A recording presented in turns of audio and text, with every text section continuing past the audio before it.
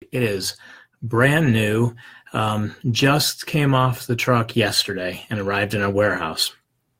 And I'm really excited about this project. So I just want to talk a little bit about it and encourage you that if you know someone or maybe even yourself that could benefit from this book, that you pick it up, either the physical copy or the digital copy. This book is written by Israel Wayne. Israel has 9 children. He's been part of the homeschooling community since the 70s. His family were one of the first families to actually get involved in the homeschooling movement, and he's a speaker at a lot of conferences. He's authored a number of books for us, Pitching a Fit, Education Does God Have an Opinion, Questions God Asks, Questions Jesus Asks. So we're really excited to partner with him in this project. If I could, one of the things that when it comes to this project, that I had in mind is for the young family who's standing and saying, they're sitting at the dinner table with their in-laws or their parents, and they're saying, "Hey, we're going to start homeschooling our kids," and the immediate reaction is, "You're going to homeschool our grandkids," or maybe it's saying to a teacher or a community leader that you plan on homeschooling, and hearing somebody say, "Do you know what you're doing?" Some of the questions that we get as homeschoolers, and if you've been involved in homeschooling for any length of time, you know that that these are questions that we're all going to get, right? So I've been involved in homeschooling over 20 years. Before that, I had taught and was a principal in a private school, and then we've been supporting Christian families with homeschooling for a number of years. And throughout that time, these questions come up all the time. And something else that's really exciting about this is this group, the Moms of Master Books, we actually asked you, what are some of the questions you get asked? What are some of the controversies that people ask you? And a lot of these questions that are found in this book, the top 25 questions, were questions that we heard you being asked in your everyday about homeschooling. So, it's not a terribly long book. It's 187 pages. Some great endorsements. I'll read you one of the endorsements by Mike Smith, president of HSLDA. If you're not part of the Homeschool Legal Defense Association, we would certainly encourage you to take a look at it. Our family's been part of it since we began homeschooling. There's a lot of great information on their website, but they also provide legal counsel. If there's ever an issue with the law in your family and homeschooling, they also will have attorneys that can help you. And so we would highly suggest that. But Mike Smith writes, Israel Wayne has written a book that has been needed since the renewal of the homeschooling movement 40 years ago. This book is the Walmart or Costco of customer information for homeschoolers. For new homeschooler or investigator of homeschooling, this book will give you everything you need to know and more in one book. The answers of the critical questions every homeschooler has at one time or another are found in this book and are easy to understand. The bottom line is that Israel's book is the first place any homeschooler should have to go to get their questions answered. And it could be the only place that they would have to go to for this critical information about the homeschool world. Israel has owned a great deal of gratitude for finally giving us what we have needed for years. I agree, because we all get these questions. So some of the questions that we have, is homeschooling legal? So somebody who hasn't homeschooled for any length of time or is just hearing about homeschooling for the first time, is it legal? Can I even do that? What do I have to do that? And he doesn't necessarily address all the legalities, but he does point you to resources for that. Are you qualified to teach your child? Now we've heard that over and over again. Maybe we don't have a college degree, or maybe we never even graduated from school, right? Those type of things that people ask, are you qualified to teach your child? Because we know that the state school is capable of doing it, or the private school is capable of doing it, but I don't really think you can do it. Short answer, I taught my children how to talk, walk, and potty. Those are the most difficult things I'll have to teach my children. I can certainly teach them 2 + 2. Anyways, Israel does a much better job of answering that question. Let's see. How can you afford to homeschool? That's a good question. Some people think that homeschooling is quite affordable or is quite expensive, but it actually can be very affordable. Is that how it's done in public school? One of the questions that we often have, sometimes my homeschool looks a little bit different, right? Sometimes we may start later in the day. Sometimes the kids may still be in pajamas, whatever. And one of my critics comes in and sees that and says, well, if the kids were going to school, whatever. I think it's good to have the conversation of school at home versus homeschooling. And so Israel does a great job with all of these topics. What about accountability? What about socialization? We all have heard the what about socialization things.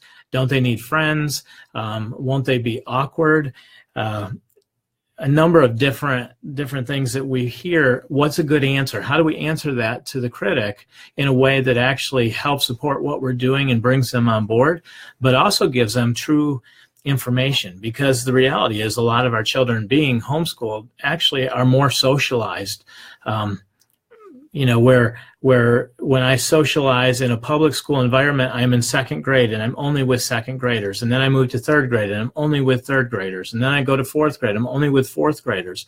Where a homeschool family, the typical homeschool family who is spending time with mom, dad, grandpas, grandmas, different people, they're vertically socialized. So my children, all the time that they were growing up, could participate with children who were younger than them. They could participate with children who were their own age. They could participate with young adults and middle-aged people and elderly people and enjoy the time that they were spending with them all. So in reality, I think that they had a better socialization. What they lacked was the socialization that they're given in a classroom environment where they are given access to things or shown things that we don't necessarily think that is proper socialization for our children. So he does a great job in that. Isn't sheltering your child harmful? We've all heard, but are you really hurting them? What about being salt and light in a public school? Now, I've pastored as well for 8 years full-time before coming on with New Leaf Publishing Group. And I would hear this a lot from families who are coming saying, well, you're holding your children back. My children are going to be salt and light. And I think Israel does a really good job of approaching that in this book. And I think he does, he'll give an answer that's suitable for you to help other people with that same question. Is homeschooling elitist? Because some of us have heard different people say, well, are you too good for our school district, or that type of thing? Will homeschoolers be good citizens? What if I don't have enough patience? Now, some of these are we have the critic that's outside, and then we also have the inner critic. And so Israel did a good job of putting in some of the inner critics that we've all heard. Now, I'm going to give away a free copy of this. So if you're listening, or either before or after, I'll choose somebody today to receive a free copy. If you could just let me know that you're listening, and maybe if you just let me know whether or not you have a critic or know who your critic is. You don't have to name them. Unless you want to call them out publicly, you're welcome to do that. Let's see. What if I don't have enough patience? What does dad do in homeschooling? Can every family homeschool? Now, so many times in social media, one of the things that we tend to see is, well, not every family can homeschool. And I would challenge that. I understand that there's certain circumstances, but over the years, there are so many good tools and so many resources and co-op groups and support groups and other mentors that you can have in the homeschool community, that if you really want to homeschool and you want to do it well, I think that you can find help. Are you cut out for this? Won't I be wasting my own education? This is one that perhaps you have a college degree. You may have had a career track and you were waiting for your kids to go into school so that you could begin your career track. And I've seen a lot of very intelligent, capable parents who were ready to go and start a career feel that the Lord was leading them in the direction of homeschooling. And I've also seen the Lord really bless that. And I think that that's the way Israel's approach is in the book, and just our encouragement is definitely, if the Lord is leading you in that direction, he will bless you in that. What about public school at home? Because a lot of us have the public school model that we've known, and then when we start homeschooling, we want to bring that into the classroom as well. What about vouchers for homeschooling? A lot of us might think that vouchers are a really good thing. Israel makes a really good point in this book about being careful about how much intervention in financing and funding we have from outside, because we give up certain amount of rights in that. How can we teach multiple grades? What about special needs education? What about extracurricular activities? So many people choose not to homeschool because they want their children to play sports or participate in something else. And I think that there are a lot of options for any of us who've homeschooled. We can find competitive sports, or we can participate in sports. Some states or school districts allow students to participate with the public school teams, but there's also independent sports that we've done. So I think that there's a lot of things to be considered here, and we need to be careful not to make certain things an idol over what the Lord has called us to do in the blessing that he has on us. What about high school? And this is one that a lot of us feel comfortable training our children in elementary school, but then maybe don't necessarily feel so comfortable in the high school levels. But again, there are so many tools available and so many good ways to approach the high school level, and mentors and whatnot, that it really is possible. What about college? And I think this is becoming a bigger question. We're facing this as our family is facing it. We're facing it as a company and asking the questions, because statistically we're looking at so many kids who are leaving the faith when they go to the first year of college. And then not only that, but look at the debt that's being incurred. And then what do they really have? Because we see a lot of kids with 4-year college degrees that are not only debt-ridden, but they're also struggling to find a job, because there's so many people who have the same exact qualifications now, and not enough demand. And so I think that's a really good conversation to have, especially when they're asked. And the other side of that, with the critics asking, is, well, I want Johnny to go to college. Is he going to be able to go to college if he's homeschooled? And the short answer, absolutely. Colleges are looking for homeschoolers because they have maturity. They approach classes differently. There's a lot of reasons that they're looking for that. How can you find time for everything?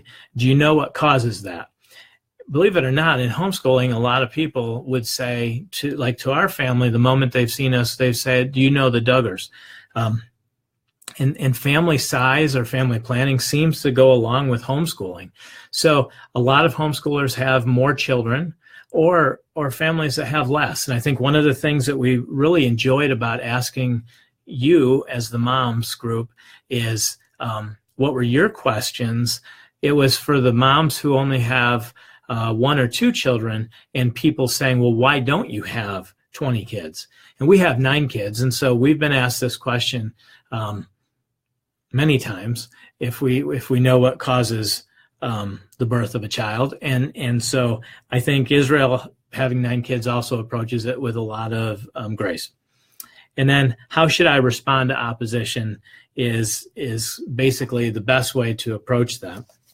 So I highly recommend this read. I think that it's just one of those great things, or if you know a new homeschooler mom that you can support, or a dad. Over the years, we've had resources like this that we've given to families, and we've seen them homeschool as a result. The best story of that is actually my daughter-in-law. Her family, we met with them one Sunday. We had a resource like this, and we gave it to the family and said, we just encourage you to read it, make up your own mind. The Holy Spirit trumps everything that we have to say about homeschooling, but if the Lord is leading you down this path, then we would encourage you to read this resource. And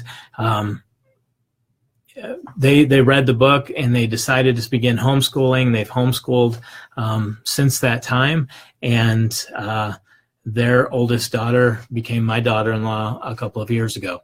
And so that's an awesome testimony. And we've had a number of other families that we've been able to reach with a resource just like this. And I think with Israel's wisdom and the timing, I would highly encourage you to pick up this resource.